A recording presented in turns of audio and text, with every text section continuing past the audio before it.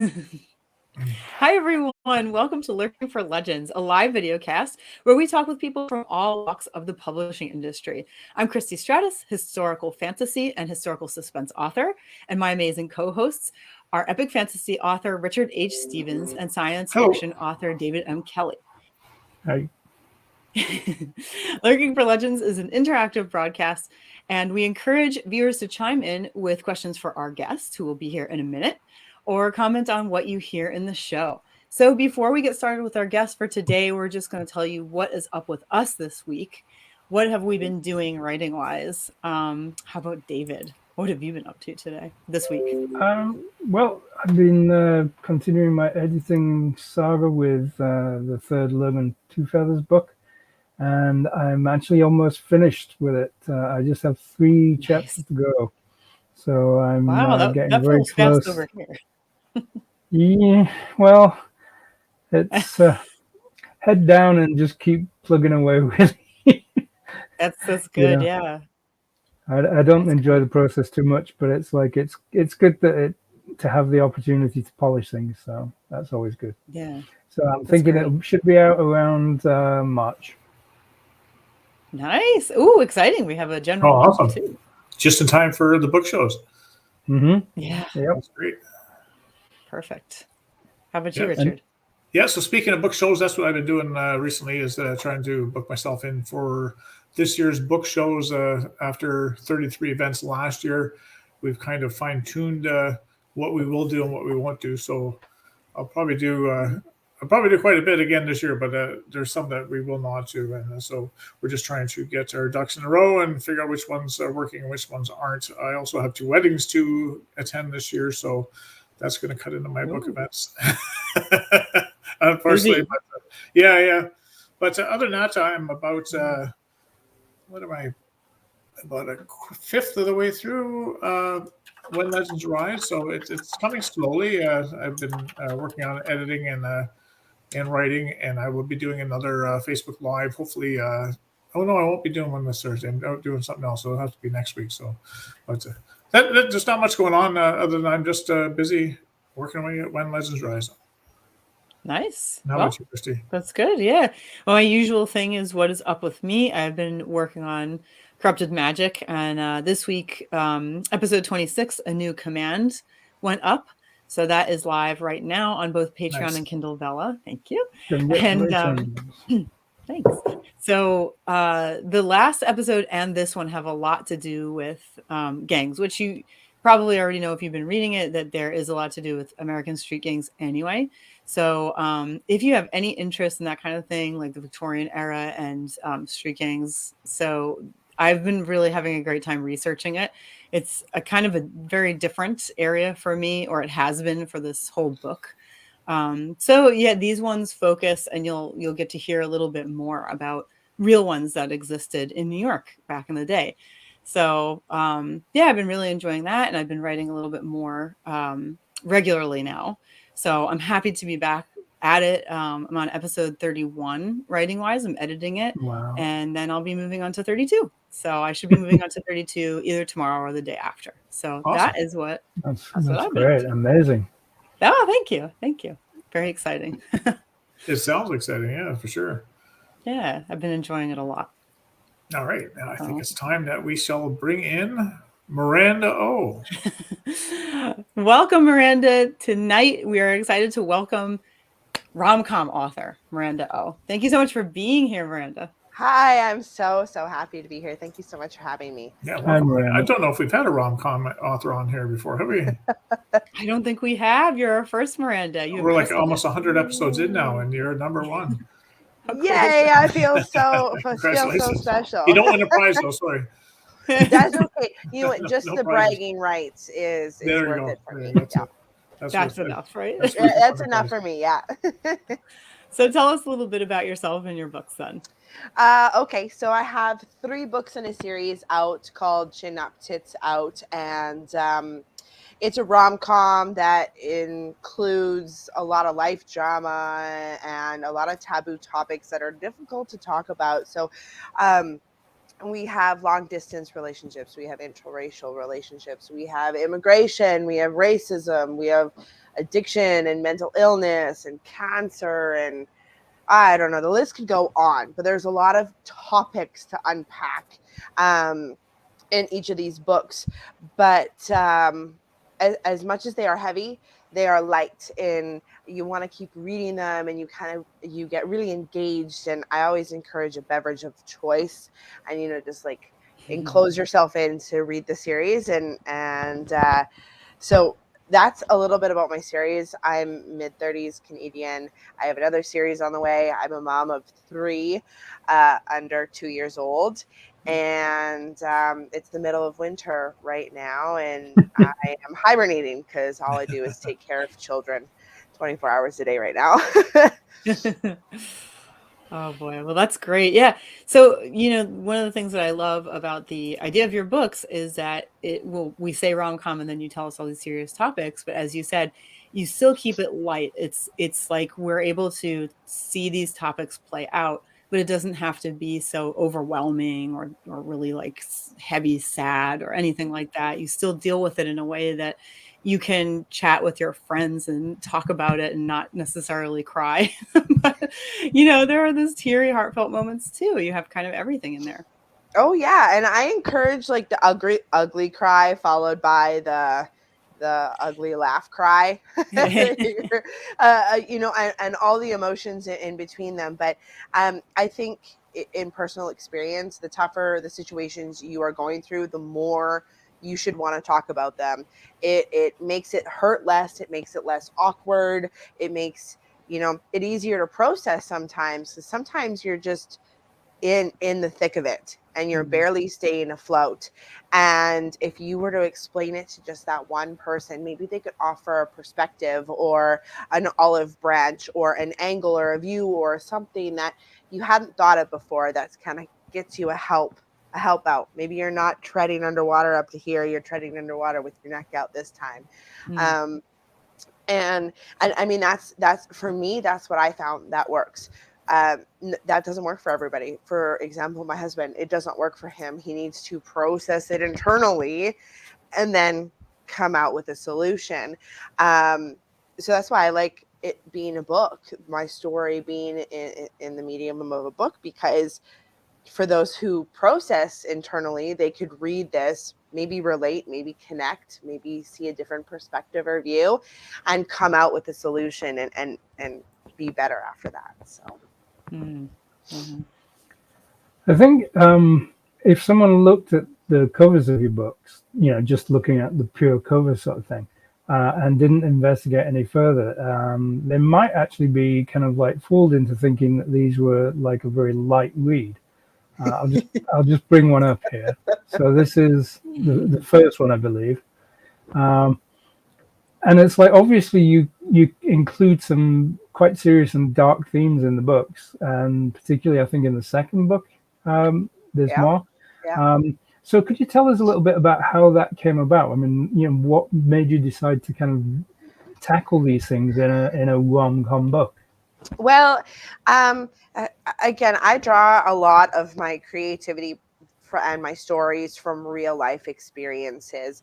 Um, and I found that I was going through tough situations and kind of keeping this chin up, tits out attitude. And people were like, "Oh, you're so positive and you're so cheery," and it's slightly sickening. And I'm like, "I know. It makes me want to throw up a little bit too." Like when something's so serious and I have this smile pasted on my face and I'm like, it's totally okay. Like life happens. And, you were just told devastating news like that.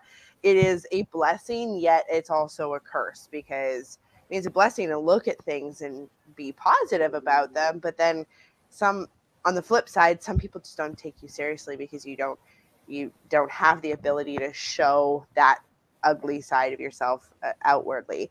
Um, so going through my own experiences, keeping a positive spin or finding a positive spin on everything was how I coped. Whether or not that is healthy, I don't know. You got to ask your therapist, and down to this. But it was what I did to go through certain. Something like cold. and proud, despite not helped me. I was like, you know what, if it helped me, maybe it might help somebody else. And here's all my story. And then from a personal point of view, reliving my story and refining it and going through it again helps me again and again and again. So just make sure you don't make this mistake again in your future. So I had to really sit in my own doo-doo and figure out the life lessons, and then figure out how to share it as a story that's not going to scare everybody away. Yeah. That's great. I was wondering how many of the topics are taken from your own life experiences, and obviously you're saying that they are, and I guess that allows you to write from the heart a bit more about them. You're not just guessing, and that's awesome. But I wanted to ask you: is Miranda Oh? I love the last name. Is that really your last name, or is that whether not stage name? Is that just a writer's name or a pen name? It is a pen name. Miranda is my legal middle name. OH is a couple of initials that are important to me in life. Oh, I see. Okay, you don't have to tell us if you don't want to. I just thought it was really cool. So my boss, when I was starting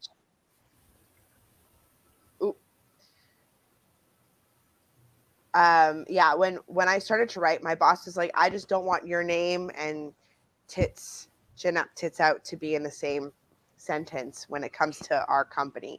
And I said, that's right, that's fair. So you pay to keep my roof over my head, my books do not. So you win, and I'll come up with a pen name. Well, I think it worked out for you because that's an awesome name, Miranda Oh. That's great. Easy to remember. Thank you. Yes, exactly.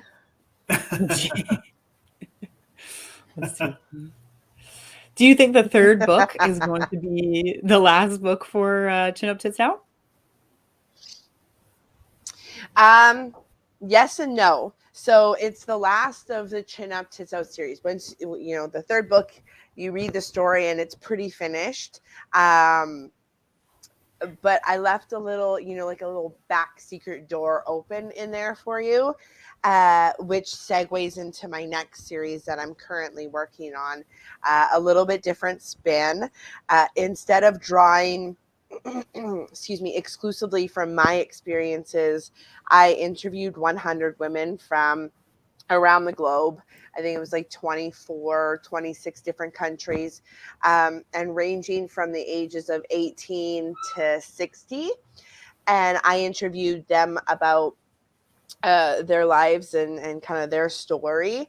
And we all have something in common. And that was kind of the connector for all of us. So that's going to go into the next series. I'm really excited. Next series. Ooh, okay. I'm a sucker for 3 books. I don't know why. I have 3 kids. It popped out in 2 pregnancies. I had a daughter and then 2 twins. So I just figured I would stay with the 3. It's been working good for me. 3 Chin Up Tits Out books, 3 kids. And then my next series is called Love My Lady Bits. So 3 Love My Lady Bits. Nice. Yeah, and you've been very open with endometriosis, the issues that you had, sharing with other women who have then also been able to share in kind and felt a little bit less uncomfortable. It felt definitely less uncomfortable talking about it. And, you've shared a lot of things. You've shared the hardships, you've shared how you've tried to come to terms with it, and how you've tried to keep yourself healthy and active while still dealing with a lot of pain and difficult things like that. So, at what point in your journey did you say, I really want to start sharing this and just saying it out loud instead of not saying anything on social media?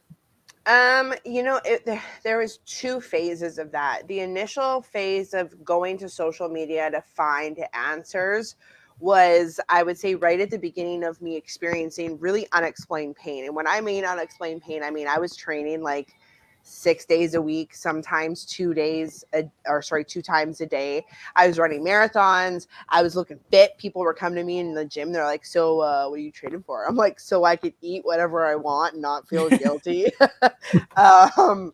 But that was really what I was training for. And then all of a sudden I was bedridden. Like it flipped just one day. And I had a friend who had endometriosis. And so I started to talk to her a little bit about it. And she said, go to the community, reach out to the community. They're going to help you. They're going to give you this is my story. This is what I can relate to. And that was what first drew me to it, and then helped me along my way with the medical system. I was the one that brought endometriosis to my doctor. And I said, this is what I have. And he goes, well, and I said, no. What do we got to do through the system? What flaming hoops of fire do we need to jump through in order to get the surgery to diagnose me with endometriosis? And he goes, well, I'm like, don't well me. What's step one? Let's accomplish that first. And so that was the community really helped me have the base knowledge of the disease and how it works and what other people experience, to fight my doctors, and not them personally, but the system, to get to what I wanted to. And then as soon as I got the diagnosis was the second phase. I woke up at a surgery and I was like, I'm writing about this. I am writing about this. But how do I write about it? Like I had dealt with it really badly for 18 months. And the average time it takes a woman to get diagnosed with endometriosis is 7 years. Wow. Some people suffer with it for decades.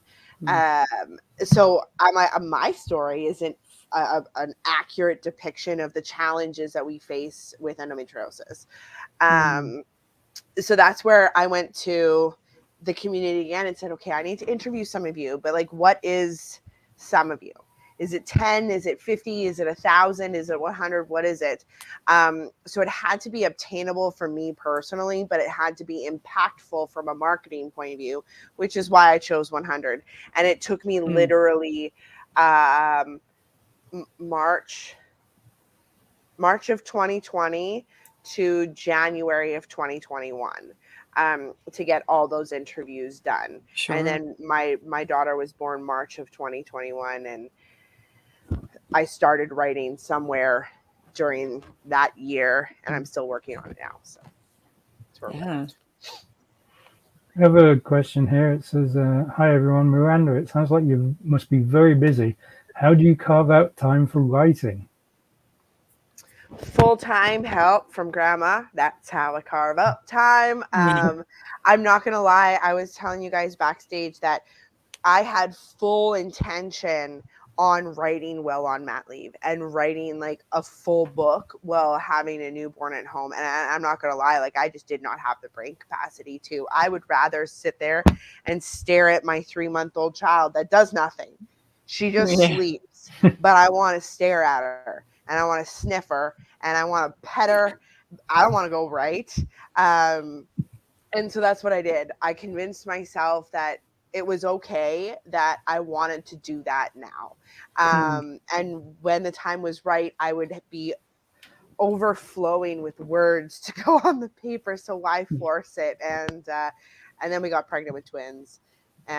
So the writing just kept getting put off. But now I have my mother-in-law live with us, and she is helping me with the twins full time. Well, my husband works full time, and I'm on maternity leave for a few more months. And so now I'm like, okay, girls got to fit in a workout and writing. So as soon as my daughter goes to daycare, I come home and I go straight down into the basement and I get as much done as I can until both twins are crying. And then I go relieve grandma and tell her to go nap for a little while. So we're still trying to find the balance, but I couldn't do it alone. I'm very, very blessed to have my mother-in-law live with us full time right now, and it makes a huge difference in that mental balance finding. But everybody figures it out. Timing is essence key.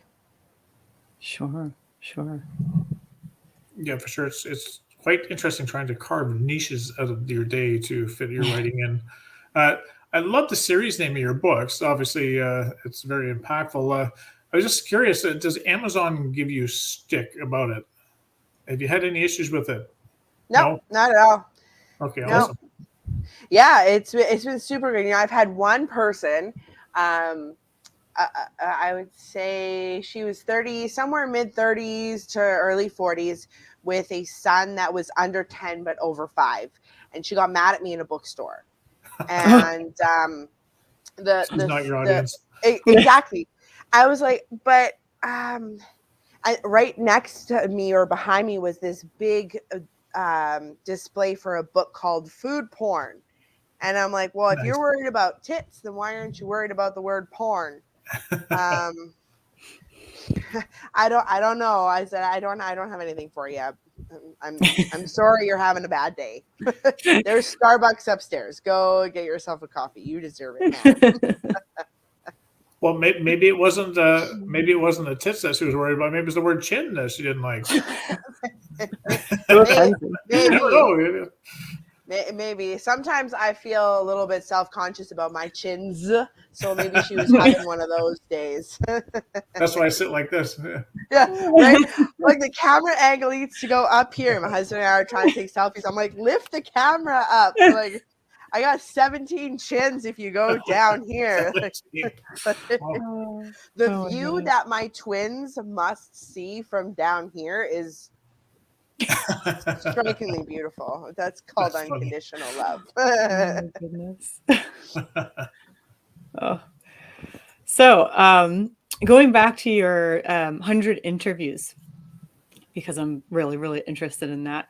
What kinds of things did you sort of, I mean, I don't want to like spoil your book or anything. Of course, we want everybody to buy your books, but like in general, what kinds of things did you sort of learn from them that you like, how did you come out richer afterward? I came out personally so much richer. It was, now you're kind of an expert on endometriosis without being a doctor or a scientist. It was because you had spoken to so many people with endometriosis. So that was the connector. If you had endometriosis or were suspected to have endometriosis, let's have a conversation. And I had a really cool process. I had a questionnaire for them to fill out prior, and then they would schedule an interview through, a scheduling program, and it would pop into their calendar with a meeting link, pop into my calendar, and that questionnaire came into that calendar invite. So I had ammunition to fuel, I guess, fuel that conversation. And I booked an hour with them, and I said, okay, like, here's what you sent to me. Let's dive deeper into this. You said that you were experiencing this at 17. Let's talk about that. And I would just take notes and record the entire interview. And it was a massive undertaking. But those conversations were very laid back for most of the time. It was just like, hey, girlfriend, let's talk about some really serious stuff, and let's talk about some not so serious stuff. I heard love stories that were absolutely beautiful. I heard traumatic stories with abuse and assault and death and just hardship after hardship. And then, but what came out of it was every single woman that I had spoken to was resilient. And the strength was uncanny to anybody else that I had met in person or, out there. It was what they continuously had to go through, but yet chose to get up every day and take a step forward. There were definitely people, some of the people in the group had found it in them to find a positive with endometriosis and make a difference. And some of the people that I spoke to were still trying to find that. They were still trying to, find their balance. And I was like that. Like I told you, there was 2 phases of me to go to the community. The first phase was like, oh my God, this is happening to me and it sucks and I hate it. Yeah. Does anybody else feel that way? And let's talk about feeling crappy together. So there's that shift. And then there's the, hey, you know what? I'm empowered I figured it out. I'm going to share this knowledge and this power with everybody. So I call it like the victim and the hero phase, because I definitely was in that where I was like, it sucks to be me, and I'm done. Then I got the diagnosis and I was like, girl knows her body. Yeah. And I wanted to share it with people. And so that was that second phase. And I definitely saw that emerge through my interview. So I learned a lot, not only about myself, but about the psyche of people and how they focus and function through trauma.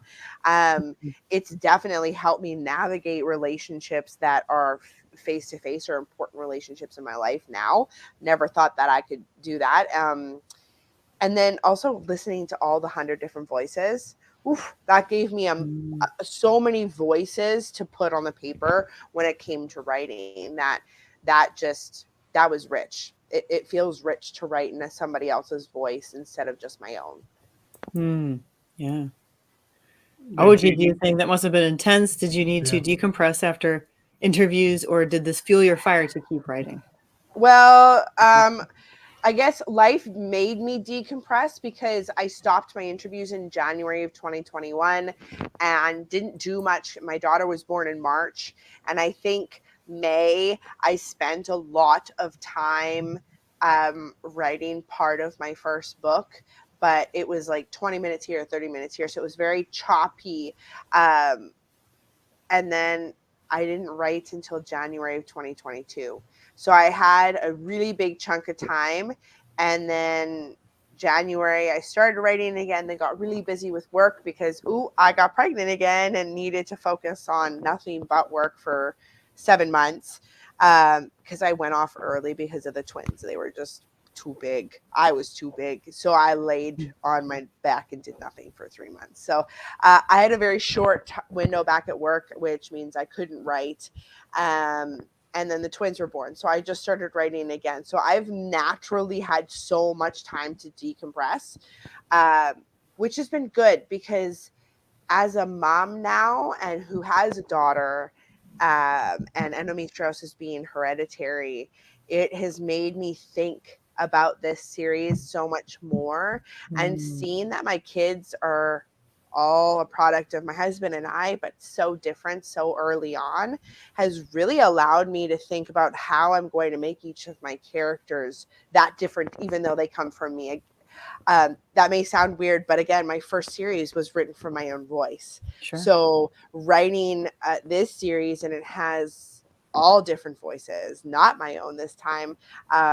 It's definitely given me a lot of brain thinking, not a lot of doing over the last year and a half. So I hope now that when I'm writing, it's just going to pour out. Yeah.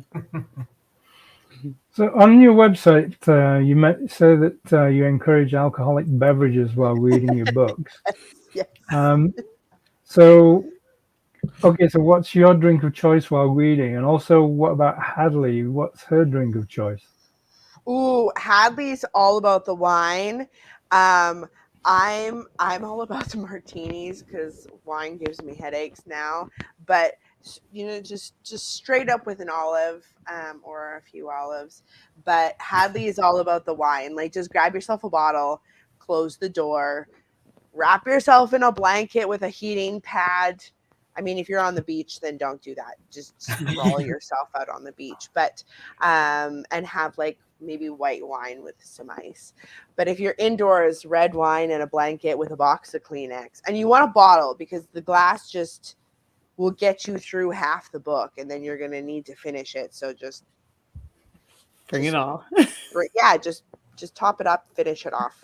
Finish the book, finish the bottle, feel grand, and go to sleep, and then dream about it. Oh. I love it. Oh, yeah, that's fantastic. I think one of the things you say, I think, on your website, but correct me if I'm wrong, is that you're just gonna kind of fly through these books, so just buy them all. Yeah, just buy them all. You're gonna fly through them, and the second book gets really intense. The third book is like it's like the perfect dessert after the really well paired meal. Like if you're a foodie, imagine a very excitingly colorful appetizer. You're like, oh, well, that was surprising. It was little, but it was packed a lot of flavor, packed a flavor punch. And then the main course was like so intensely beautiful that it brought a tear to your eye, like really rich in experience. The dessert is the third book. It's going to be like that chef's kiss, perfectly paired with the first two courses, and not too much to like fill you overboard so that you need to unbutton your pants. Just right full. Would you compare your, because it's rom-com, would you compare it to any particular like rom-com movies, or did any particular rom-com movies inspire you, like your style or anything? How you wanted to tell the story? I would say the style that I was aiming for at the beginning when I sought out to write my story was something along the lines of how can I be Carrie Bradshaw and Bridget Jones's Diary, somewhere in the middle,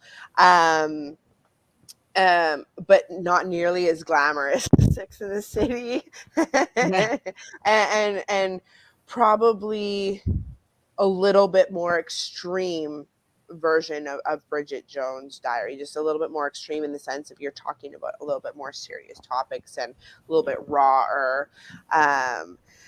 But yeah, that was definitely the path that I tried to not take, but take from, and then create my own, my own path through that. Of course, yeah. I could see that too. I can see that combination. Right, yeah, you edited one or two. Yeah, I can't remember. But yeah, so you can see that. Oh, I'm glad I'm not off with that. No, you're not. You're definitely. It's hard to sometimes talk about your own writing. I understand that.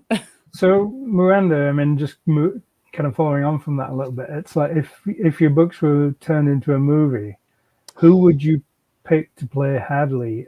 Who would you choose to subject to alcohol poisoning? You know what? Somebody's asked me this before, and I have 3 people that could possibly do it. I don't know if they're, because we're all in the same kind of age group, and Hadley is a little bit younger than us in the stories, but Anna Kendrick, Emma Stone, or Jennifer Lawrence. I think those three actresses have personality traits and acting capabilities and talents that would suit Hadley really well, or that I would just love to like, hi, you're real. I'm not weird. I'm just gonna gaze at you awingly right now, like holy. Yeah, those 3 women would be those would be who I would approach. Awesome. It's going to go back to we were talking about your wine and your blanket, and I think you've already answered this, but we're going to ask you anyway.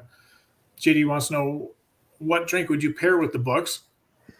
Oh yeah, I would definitely do. I would suggest a wine. Yeah. And red wine for like book 1, 2, and like a good Chardonnay for book 3. Nice. All right, so now we're going to invent your own drink. If you made an O cocktail, what would it include? Oh. And he's even got the name for it for you. Oh, God. That's actually funny. You know what? If you threw ginger in there somewhere, because I don't know why, but ginger's like good but spicy. Yeah. Like delicious but spicy and healthy for you, but like it throws a kick. Yeah, something with ginger and a Cosmo. I don't know. Yeah, I'm just making noises right now. But yes, you got it. I got it. I liked it. That's funny. A cosmopolitan, yes. It's actually perfect. Oh my goodness. So I don't know if you answered this before. I know you started writing these when you're going through what you did. But when did you decide you wanted to be an author? Did you decide you want to write books long before that, or was that just an epiphany when you were going through what you did? I'm a storyteller. I've always been a storyteller. So I think it was inevitable that I became some sort of formalized storyteller in the public eye, whether that was going to be on a stage or in book or some, or so. I'm not a musician, I'm so tone deaf, but so I think it was inevitable. I've always told stories, always wrote little things when I was a kid, always had a diary growing up as well, and always found that I had this internal monologue going on, which I've realized not everybody has that. So I think at some point I realized that writing out that inner monologue for me turned into some really funny stuff. Or twisted and weird. You either think it's funny or you think it's just straight off your rocker crazy. Once I realized that I was doing that just naturally all the time, I figured why not try to capitalize off of it some way, shape, or form. Yeah, and I would think that your personality would go really, really well with book signings. And you have some really nice pictures of some past book signings that look like just so much fun. Just so much fun. I absolutely love book signings. I love book signings that I can read at, mostly because it's partially acting out my book for you or for an audience. So I become very animated and I move in different ways that are so weird. But I get like right into it and I leave like every ounce of energy that I have on the stage that I'm reading on. And so whenever I get the opportunity, I am so excited, and then I sleep like a baby the night of. I am just out. It's the best sleep because leading up to it is just so in your mind, and you read that passage over and over and over and over and over and over and over again, and in preparation and just the anticipation. It's like going on a vacation for me. It's very weird. I think it sounds like Miranda needs to be on one of our live reads this year. Yes, it does. Ooh, that would be fun. Yes. That would be so much fun. I will talk to you about that after the show, yeah. Let me know. Oh, I have childcare. So you were saying that your books might be a little twisted, or the ideas in them might be a little twisted. What I understand is Christy your editor? Yes, she was my editor for it was just my third book, or was it the third book? Yeah. Yes. Okay. So I just have all your notes and edits in my head, like the ones that we actually spoke about. So I'm like, okay, is this option A or is this option B? Because Christy told me to write option A this way and then write option B that way. So you're definitely with me a lot when I write now. Thank God. That's great. Like in spirit, you're with me. She's haunting you now. Haunted by Christy. Yeah, nice. You know what? If I'm going to be haunted by somebody, I Christy all day. That's awesome. That could be maybe an idea for a new book. Yeah, right. Haunted by your editor, yeah. Yeah. My editor made me do it. So you traditionally published, Miranda? I'm self-published. I was just looking at your, I'm just online, just checking out your books and stuff, and you got a publisher. I know it's an imprint. Where does that name come from? I don't want to even try and say it. Corone Publishing. Yes. Corone Publishing was kind of like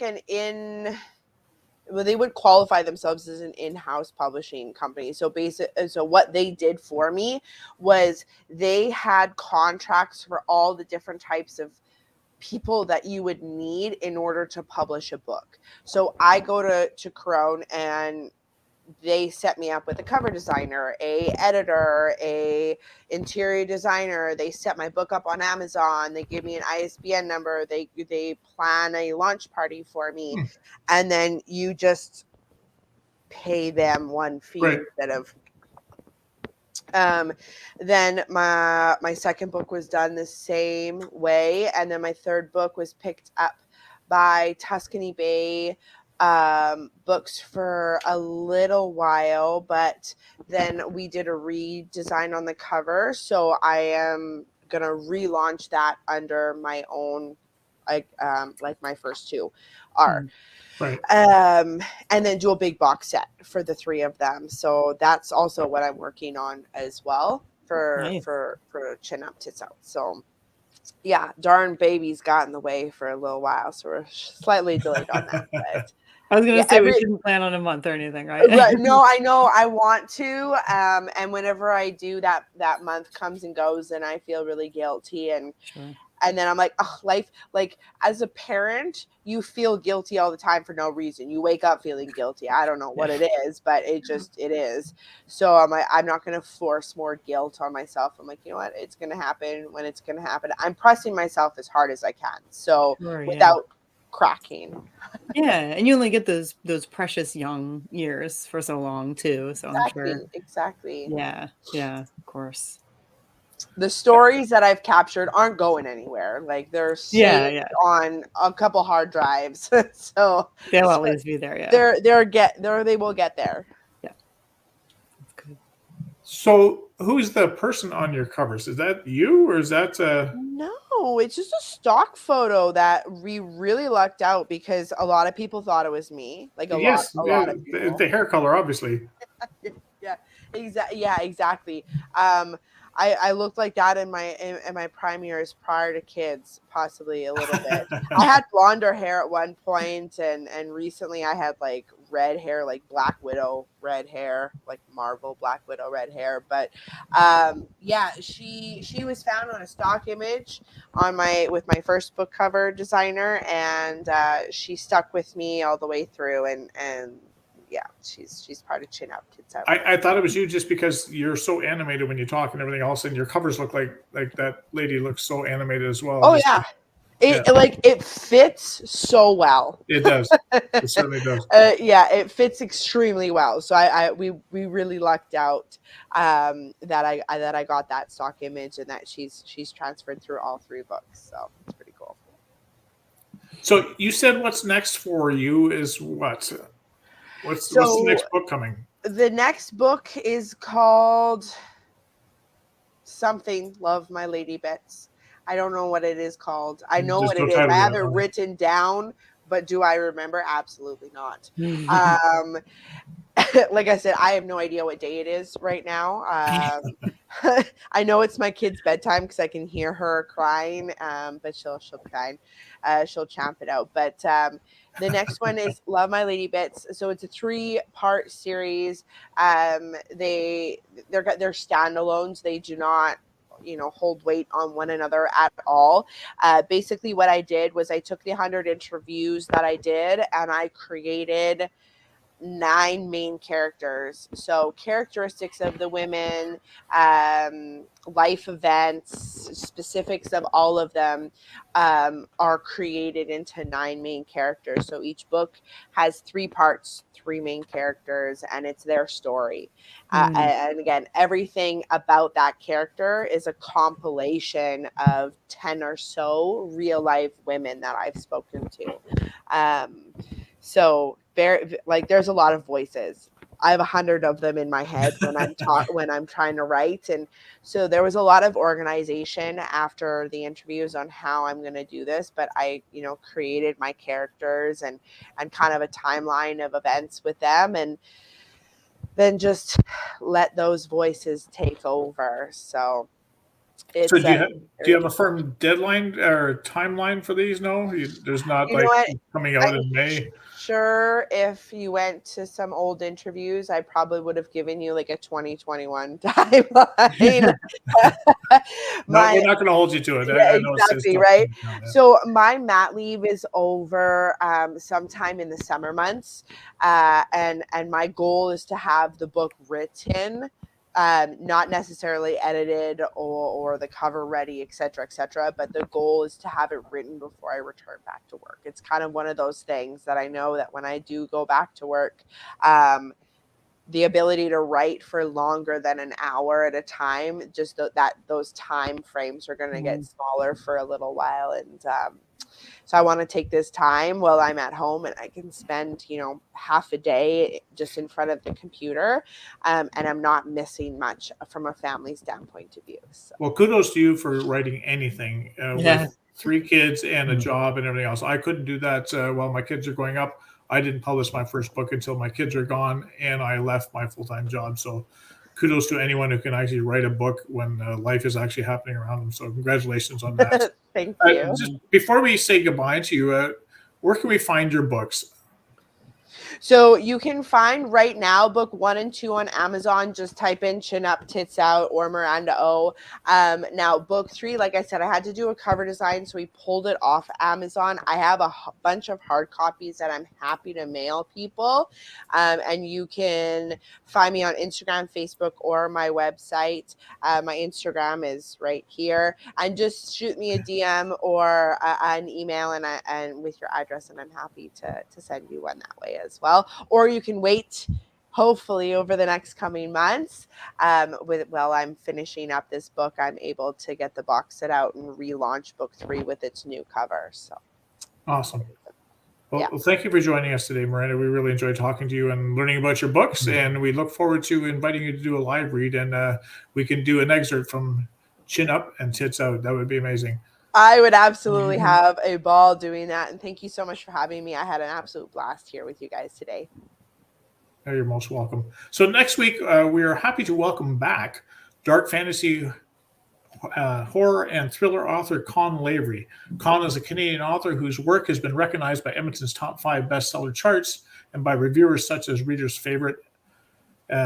Con's a returning guest, and as such, he's agreed to live read an excerpt from one of his stories with us. So we look forward to doing that. That's always the fun part for us, is doing the live reads, and when we have a returning guest, we do a live read with them. So we look forward to speaking again with Con Lavery and seeing what he's up to since last time we spoke. So again, thank you, Miranda, for joining us tonight. We appreciate it. So for Christy, Dave, Miranda, and myself, we wish you all a safe and happy week ahead.